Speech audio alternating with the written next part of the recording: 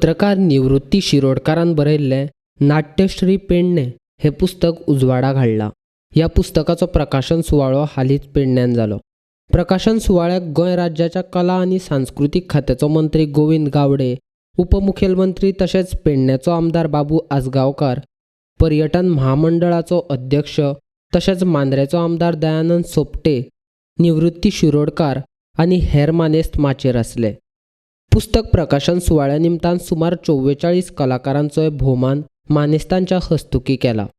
पूर्वी आपण मुंबईचे नाटक बघत होतो आणि मुंबईचे नाटकमध्ये आम्हाला तो रागावू नकोस, कारण मुंबईचे नाटक आले म्हणजे तेवढी प्रचंड गर्दी व्हायची। आज तो वेळ गेलेला आहे, आज तो काळ गेलेला आहे। आज गोव्याची प्रत्येक संस्था त्या मोठ्या दमाने आणि मोठ्या जोमाने कार्य करते या नाटक क्षेत्रामध्ये, कारण मी मुंबईमध्येच हा प्रयोग केलेला आहे, अख्ख्या महाराष्ट्रामध्ये प्रयोग केलेला आहे की गोवा आज महाराष्ट्राच्या तोडीसच नव्हे की त्याच्या वर गेलेला आहे। मी अभिमानाने सांगू इच्छितो, कारण जी नाटकं आज सर्व महाराष्ट्रामध्ये आणि दिल्लीच्या त्या महाराष्ट्राच्या आमच्या स्पर्धेमध्ये भाग होता, त्या गोव्याच्या नाट्य कलाकारांनी सुद्धा, नाट्य संस्थांनी सुद्धा प्रथम क्रमांकाचा मान मिळवलेला आहे, पटकावलेला आहे। याचंच आपल्याला जाणवतं की गोवा या नाट्य क्षेत्रामध्ये उभा आहे। हे नाट्य क्षेत्र आपल्याला पुढे न्यायचं आहे, कारण जोपर्यंत नाट्य क्षेत्र फुलवत नाही तोपर्यंत आपलं युवक जे आहेत, आपले तरुण जे मुलं जे आहेत ते नाट्य क्षेत्रामध्ये येणार नाही।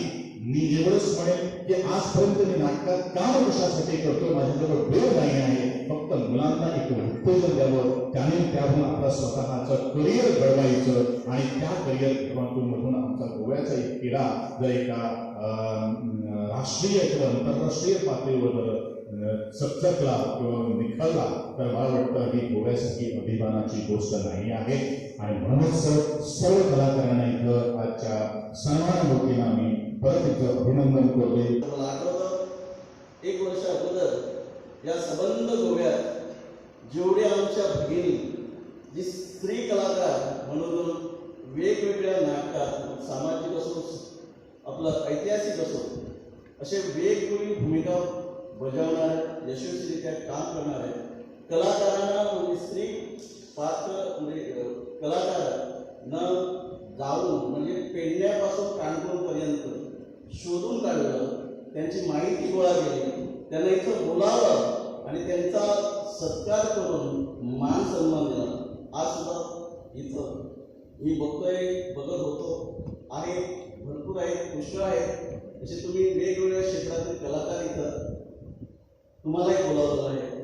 पुस्तकात तुमचं व्यवस्थितरित्या लेखन केलेलं आहे आणि हे करता करता साहजिकच निवृत्ती शिरोडकर आपल्या मनोगतात बोलून गेले की अतिशय गरीब घराण्यात जन्मलेला हा एक माझा मित्र, तो साहित्यिक आणि चांगला पत्रकार आहे।